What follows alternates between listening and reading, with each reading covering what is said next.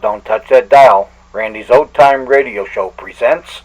Good evening, this is Orson Welles, your producer of a special series of broadcasts presented by the makers of Pat's Blue Ribbon, the Mercury Summer Theater of the Air.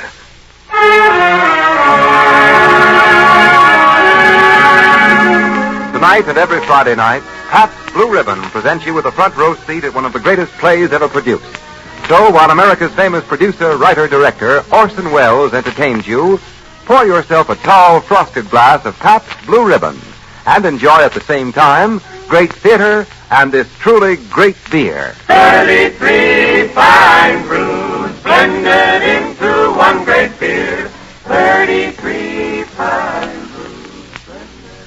This evening, Mr. Welles and the Mercury Players bring to the microphone the great romance by Alexander Dumas, The Count of Monte Cristo.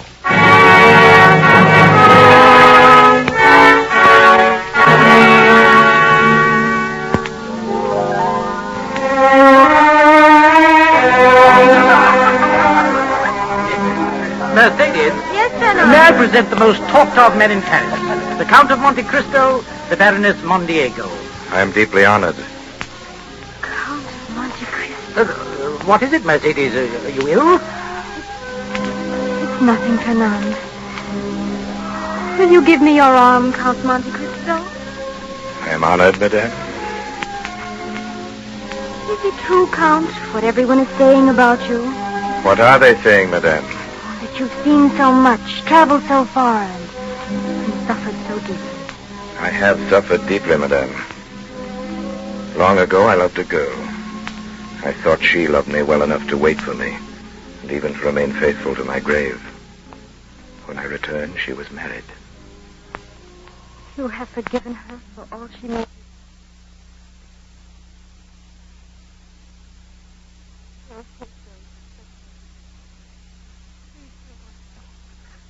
In the wall against which I was lying. I sat up and listened. It was a continuous scratching, as if made by a huge claw, or some iron instrument scraping against the stones.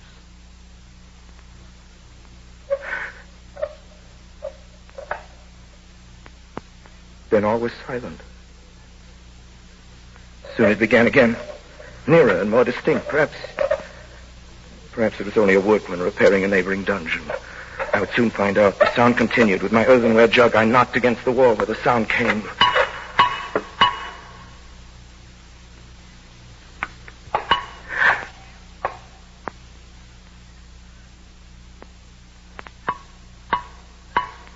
Each time I knocked, the knocks were repeated on the other side of the wall. When I stopped knocking, the other also stopped. After that, there were no more sounds.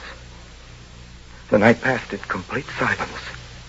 I never closed my eyes. 3 days passed, 3 long days. Never a sound. At last, on the 4th evening, whoever it was quite close to me now. I wanted desperately to help him, but I had nothing, no knife or sharp instrument. I smashed my earthenware jug. And that night I moved my bed out from the wall. Moved it out from the wall and started to scrape the plaster with a piece of the broken jug. Soon the fragments of plaster began to fall away. In 3 days I uncovered a large stone. And the next day about noon, the stone began to move.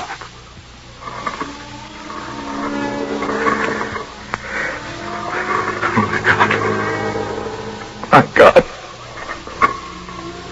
Don't fail me now. Who talks of God in this place? Speak again. In the name of heaven, speak. Who are you? A prisoner. How long have you been here? Since the 28th day of February, 1815. And you? Since 1804. When he...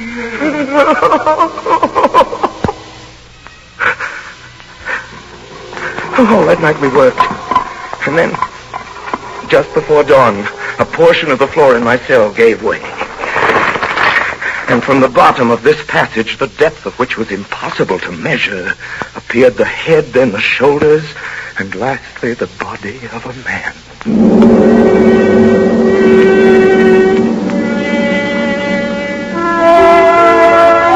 In the prison, he was known as the Mad Priest. I never learned his name. For 8 years, we saw each other every day. Using the tunnel he had dug through the solid rock, concealing the mouth of the passage with stones carefully fitted into place. By the sundial he had traced on the wall of his cell, we knew the hours of the guard's visit. The rest of the time we were together. He had been a great scholar in his day, and all that he knew, he taught me with infinite, with loving patience, day after day, year after year. Then one morning I found him standing in the middle of his cell, pale as death. Quick, Dantès, quick. Yes, Father. Listen to what I have to say. What is it, Father? I am dying. Help me to my bed. You see, half my body is paralyzed already. Yes. Careful, careful. Thank you, my son. Now, listen to me. All is over with me. This night or tomorrow I shall be dead. Oh, but Father... Before I die, there is something I want to give you. Here, look. It is nothing but a half-burned piece of parchment. But have you ever heard of the great Spada treasure? Spada treasure? I've heard sailors talk of That it. paper you have in your hand is what is left of the will of Cardinal Spada, murdered by Rodrigo Borgia. Now, take the paper and put the two pieces together. Yes. Read. April 1498, I declare to my nephew Guido Spada, my sole heir, that I have buried in a cave of the island he knows all that I possess of ingots, gold, monies, jewels, and diamonds, which treasure may amount to nearly 10 millions of Roman crowns. 10 million crowns? Now, my son, with my dying breath, I leave this treasure to you. You must claim it. If ever you are free, you must go to the island...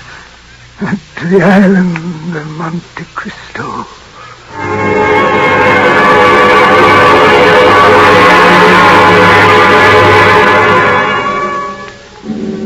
2 days later, in fearful agony, he died. I closed his eyes and laid him out to rest as well as I could. And the next morning, while I lay hidden in the cell, 2 guards came and brought an old sack in which to bury him. Then they went away for a stretcher.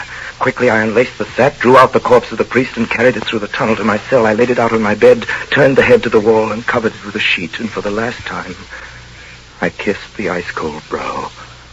Then went back to the dead man's cell. I could hear steps in the passage as the guards came back with a stretcher. Quickly, I got into the sack in the place of the corpse. I laced the sack around my body. I lay stiff, hoping they would not hear the beating of my heart. Here we go.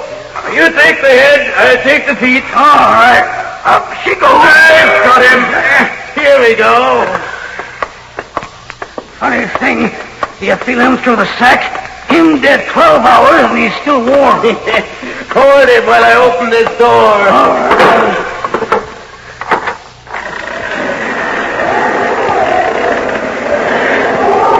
Oh, Lord, it's cold up here.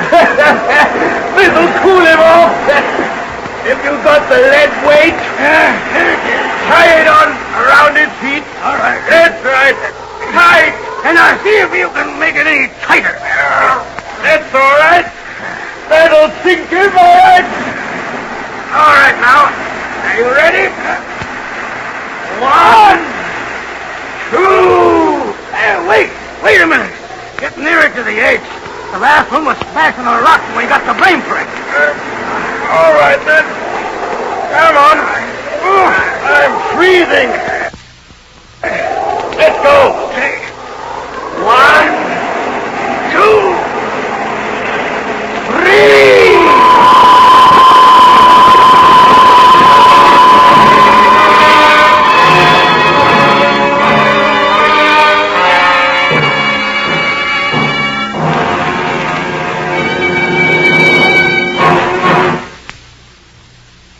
Ladies and gentlemen, this is Orson Welles bringing you The Count of Monte Cristo, a Mercury Summer Theater production. You've just heard the first half of it.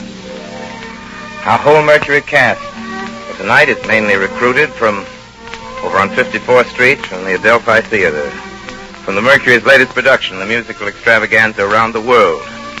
Stefan Schnabel, Brainard Duffield, Guy Spall, who are severally responsible for Edmond Dantès' downfall tonight, have lots to do with the success of Around the World. Mercédès, the lovely Mercédès, is the same lovely actress who appears every night as Molly Muggins over and Around the World, and Julie Warren is her name. Julie Warren, you'll be running into that name often from here on in. Well, here it is, intermission time. In any summer theater, time for a brief meander in the moonlight, a smoke, a chat on such vital matters as suntans and golf scores, and just time enough for a nice, tall, frosted glass of...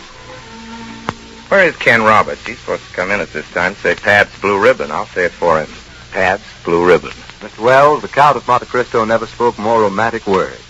For what blends more beautifully with a June evening than blended, splendid Pabst Blue Ribbon? And for a very good reason. Every single drop of this truly great beer is always the satisfying result of careful blending.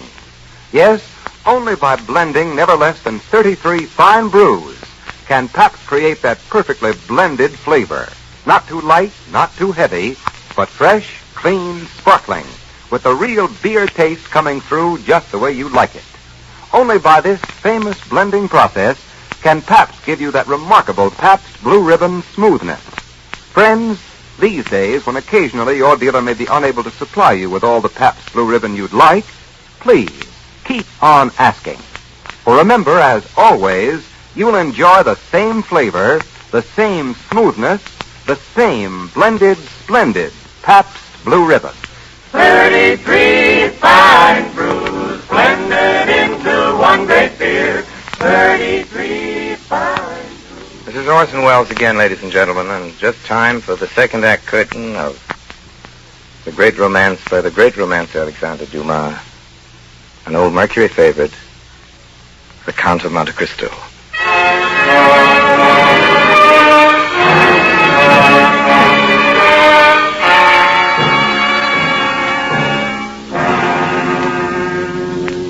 In September 1834, there appeared in Marseille a man of about 40, of a pallor that was almost livid. He gave the impression of one who had been enclosed for a long time in a tomb. This man inquired for a tailor of the city called Caderousse. My name is Caderousse, monsieur. There are a few questions I'd like to ask you, Monsieur Caderousse. In the year 1814, did you know a young sailor by the name of Dantès? Dantès? Yes. Why do you ask? Is he alive? He died in prison, and with his last breath gave me the names of the people here who were his friends.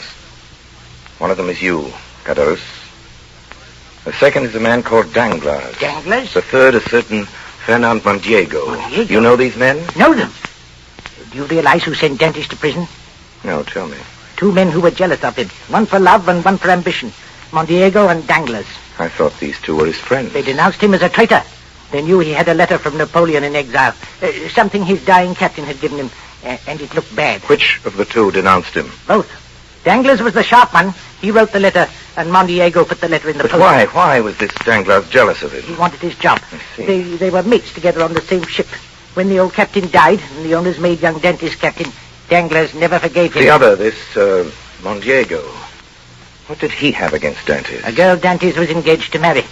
When Mondiego got his chance to get young Dantès out of the way, he took it. I see. And what happened to those two, Danglars and Mondiego? Where have you been, my friend? Danglars is a millionaire, has a banking house of his own. Baron Danglars, he calls himself now. And Mondiego's a baron, too, with a home in Paris a block wide. They've done pretty well for themselves, they have. And this girl, the girl Edmond Dantès was betrothed to. Mercédès? Yes. Yes, that's her name. When Dantès was arrested, she was nearly mad with grief. Pitiful it was. 6 months and no news of him. But still she waited and still no word from him. Then in the end, after a year, she married Mondiego. And now she is one of the greatest ladies in Paris. A year? She waited a year.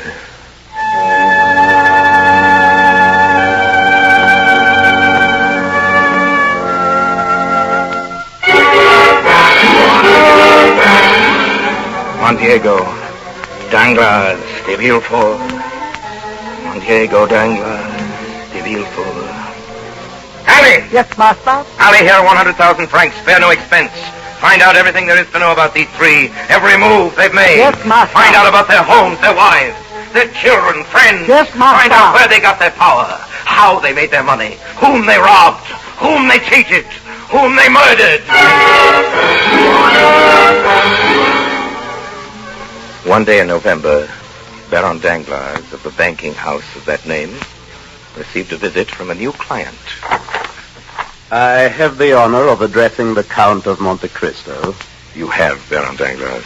I have a letter of credit in your name, sir. But according to this letter, the Count of Monte Cristo is to have unlimited credit. And what is there in that simple fact that requires explanation? Merely that, unlimited. Well, I assure you, should you at any time be hard-pressed, were you even to require 1,000,000 francs. 1,000,000? My dear sir.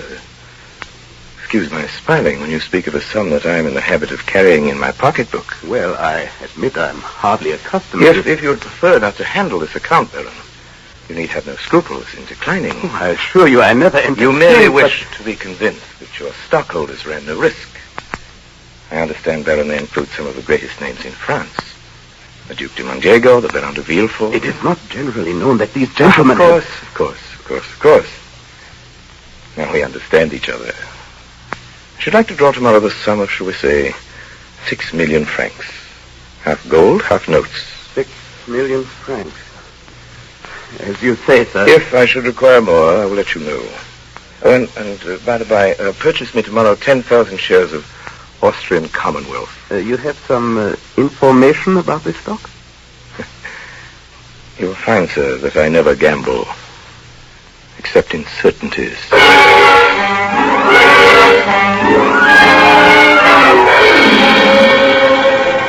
Mondego. You're late, Villefort. I hope it's something good this time, Danglars. We need it. Just arrived. A private message for the Count of Monte Cristo. Does he know we intercept his messages, Danglars? Who cares? A secret treaty has been signed tonight. Anglo-Italian shares due sharp rise. Buy all available shares. Well? We are going to buy. Danglars, I'm worried. Everything we've touched has gone wrong lately. They'll... We've got to plunge, gentlemen. If it were not for the Count of Monte Cristo's deposit, we have been bankrupt. If that money should be called for today or tomorrow, or the next day, this bank is ruined. Danglars, I don't see what that has to do with us. You don't? Well, if I go, you go, all of you. Now then, I propose to buy every share of Anglo-Italian that comes into the market. With what? My friends, you forget. The Count of Monte Cristo has 16 million francs on deposit in this bank. And what about this message of his? Does the Count of Monte Cristo get to see it? This message, gentlemen, was lost in transmission.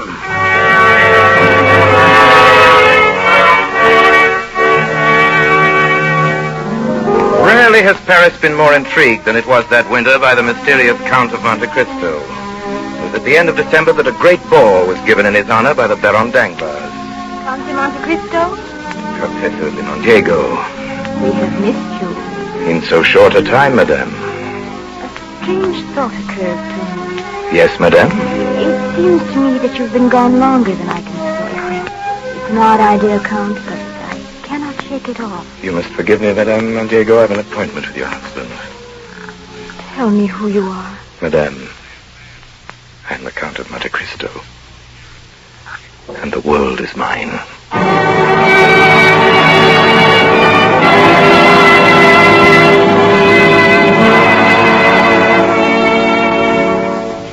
Congratulations, Danglars. A good day's work. How much did we buy of Anglo-Italian? 62,000 shares. Who was selling? I don't know. Couldn't find out. Baron Danglars? Yes? The Count of Monte Cristo would like a word with you. Tell him I can't see him. Good evening, gentlemen. A delightful party. I hope I don't intrude. Danglars, de Villefort, Mondego. How fortunate, gentlemen. I'm here to say goodbye to all three of you. Goodbye. I have decided to leave Paris for a while, perhaps forever. Before I go, there are certain things I have left to do. Baron Danglars, my credit on your books as of tonight is 16 million francs. That's about 4 million to cover certain stocks I sold short today. Here is a check for 10 million francs made out to cash. I will take half in gold and half in notes. But surely... I beg your pardon? Such a very large Oh, sum. by the way, Baron, you may be interested to learn that less than an hour ago, Anglo-Italian went into liquidation. But that means... It means that you three gentlemen are ruined. It means that you, Danglars, have robbed the poor and helpless for the last time. I'll prosecute you for this. I'll issue a warrant for your arrest. I don't think you will, Baron de Villefort. Since noon today, there has been in the hands of the Minister of Justice a complete record of the career of Baron de Villefort. Spy, thief, forger, informer. Who are you? Who am I? Still you do not know? I know you very well, Fernando Mondego. And tomorrow all Paris will know you for what you are. Deserter, traitor, murderer. Who are you? What have we done to you? You condemn me to slow death. You deprive me of love, of freedom, of happiness. Stop! What is your name? I have but to pronounce it to strike you to my feet. Look at me, Fernando Mondego. I am the specter of a wretch you buried in the dungeons of the Chateau d'If. You guess it now, do you not? Or rather, you remember it. For notwithstanding all my sorrows and my tortures, I show you now a face which the happiness of revenge makes young again. A face you must often have seen in your dreams since your marriage. Fernando Mondego with Mercédès, my betrothed. You Yes! I am Edmond Dantès.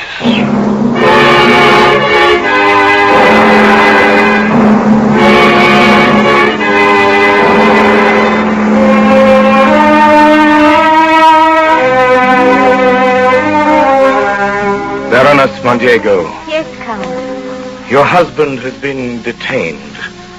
There are matters of urgency which will not permit him to leave this house. May I see you to your carriage? Count Monte Cristo, I asked you a question. I wonder if your answer was the truth. Madame. The girl who made you suffer. I asked you if you'd forgiven her. Oh, yes. I've forgiven her. And those who separated you. Do you still wish to punish them? Madame, they have been punished. But my answer is still the same. It is not I who punished them. It was their own past.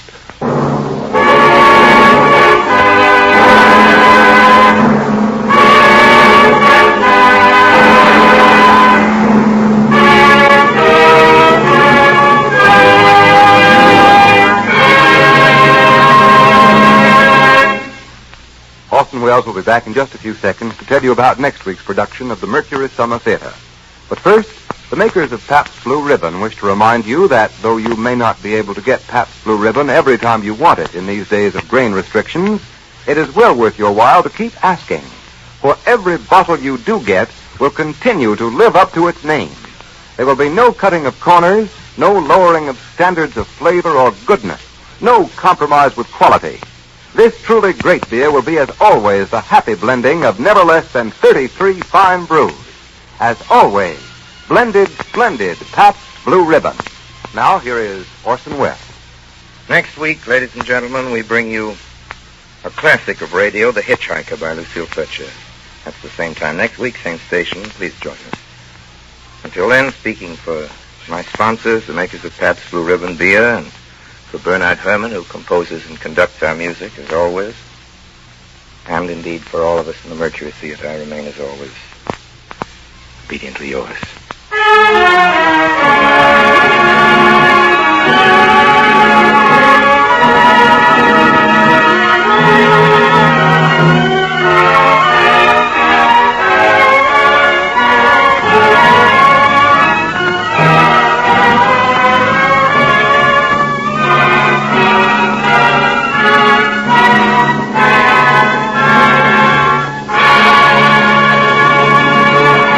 This program came to you through the courtesy of the Pabst Brewing Company of Milwaukee, Wisconsin, makers of blended, splendid Pabst Blue Ribbon. This is CBS, the Columbia Broadcasting System.